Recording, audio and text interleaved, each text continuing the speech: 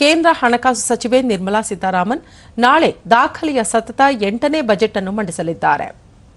ಪ್ರಧಾನಿ ನರೇಂದ್ರ ಮೋದಿ ಸರ್ಕಾರದ 3ನೇ ಅವಧಿಯ 2ನೇ ಬಜೆಟ್ ಅನ್ನು ನಾಳೆ ಮಂಡಿಸಲಿದ್ದಾರೆ. ಈ ಕುರಿತು ಒಂದು ವರದಿ.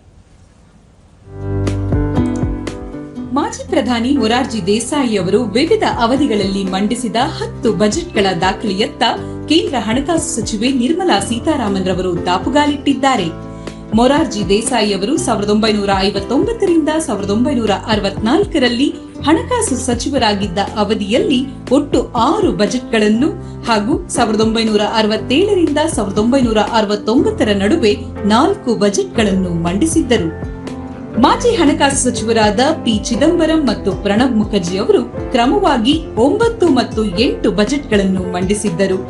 ಇದೀಗ ನಿರ್ಮಲಾ ಸೀತಾರಾಮನ್ ರವರು ಪ್ರಧಾನಿ ನರೇಂದ್ರ ಮೋದಿ ಅವರ ಆಡಳಿತಾವಧಿಯಲ್ಲಿ 8ನೇ ಬಜೆಟ್ ಅನ್ನು ಮಂಡಿಸುತ್ತಿದ್ದು, ಅತಿ ಹೆಚ್ಚು ಬಜೆಟ್ ಮಂಡಿಸಿದ ದಾಖಲೆಯತ್ತ ಸಾಗಿದ್ದಾರೆ.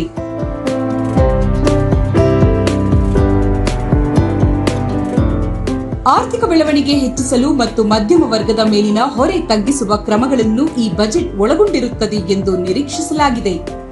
2019ರಲ್ಲಿ ಪ್ರಧಾನಿ ನರೇಂದ್ರ ಮೋದಿ ಅವರ ಆಡಳಿತಾವಧಿಯಲ್ಲಿ ನಿರ್ಮಲಾ ಸೀತಾರಾಮನ್ ದೇಶದ ಮೊದಲ ಮಹಿಳಾ ಹಣಕಾಸು ಸಚಿವರಾಗಿ ಅಧಿಕಾರ ವಹಿಸಿಕೊಂಡರು.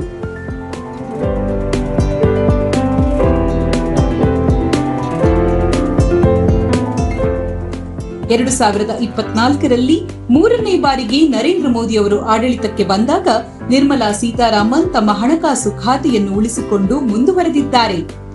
2024 ಫೆಬ್ರವರಿಯಲ್ಲಿ ಮಧ್ಯಂತರ ಸೇರಿದಂತೆ ಒಟ್ಟು 7 ಬಜೆಟ್ಗಳನ್ನು ಮಂಡಿಸಿದ್ದಾರೆ. ಸ್ವತಂತ್ರ ಭಾರತದ ಮೊಟ್ಟ ಮೊದಲ ಬಜೆಟ್ ಅನ್ನು 1947ರ ನವೆಂಬರ್ 26ರಂದು ರಾಷ್ಟ್ರದ ಮೊದಲ ಹಣಕಾಸು ಸಚಿವ ಆರ್.ಕೆ. ಷಣ್ಮುಖಂ ಚೆಟ್ಟಿ ಅವರು ಮಂಡಿಸಿದ್ದರು. 2020ರ ಫೆಬ್ರವರಿ 1ರಂದು ನಿರ್ಮಲಾ ಸೀತಾರಾಮನ್ ರವರು 2 ಗಂಟೆ 40 ನಿಮಿಷಗಳ ಕಾಲ ಆಯವ್ಯಯ ಮಂಡನೆ ಮಾಡಿ ಸುದೀರ್ಘ ಬಜೆಟ್ ಭಾಷಣದ ದಾಖಲೆ ನಿರ್ಮಿಸಿದ್ದರು.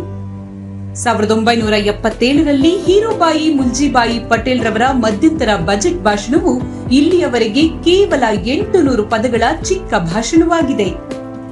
ಬಜೆಟ್ ಅನ್ನು ಸಾಂಪ್ರದಾಯಿಕವಾಗಿ ಫೆಬ್ರವರಿ ಕೊನೆಯ ದಿನದಂದು ಸಂಜೆ 5 ಗಂಟೆಗೆ ಮಂಡಿಸಲಾಗುತ್ತಿತ್ತು. ಬ್ರಿಟನ್ನಲ್ಲಿ ಬೆಳಗಿನ ವೇಳೆಗೆ ವೀಕ್ಷಣೆಗೆ ಅನುಕೂಲವಾಗಲಿ ಎಂಬ ದೃಷ್ಟಿಯಿಂದ ಭಾರತದಲ್ಲಿ ಸಂಜೆ 5 ಗಂಟೆಗೆ ಬಜೆಟ್ ಮಂಡಿಸಲಾಗುತ್ತಿತ್ತು. 1999ರಲ್ಲಿ ಅಟಲ್ ಬಿಹಾರಿ ವಾಜಪೇಯಿ ಸರ್ಕಾರದಲ್ಲಿ ಆಗಿನ ಹಣಕಾಸು ಸಚಿವ ಯಶವಂತ್ ಸಿನ್ಹಾ ಬೆಳಗ್ಗೆ 11 ಗಂಟೆಗೆ ಬಜೆಟ್ ಮಂಡಿಸಿ ಸಮಯವನ್ನು ಬದಲಿಸಿದರು. ಅಂದಿನಿಂದ ಈವರೆಗೆ ಬೆಳಗ್ಗೆ 11 ಗಂಟೆಗೆ ಆಯವ್ಯಯ ಮಂಡನೆಯಾಗುತ್ತಿದೆ. ಒಟ್ಟಾರೆ ಸತತ 8ನೇ ಬಾರಿಗೆ ಬಜೆಟ್ ಮಂಡಿಸುತ್ತಿರುವ ನಿರ್ಮಲಾ ಸೀತಾರಾಮನ್ ರವರು ಜನಸಾಮಾನ್ಯರ ಆರ್ಥಿಕ ಹೊರೆ ತಗ್ಗಿಸಿ ಜನಪರ ಬಜೆಟ್ ನೀಡಲಿದ್ದಾರೆ ಎಂಬ ವಿಶ್ವಾಸವಿದೆ.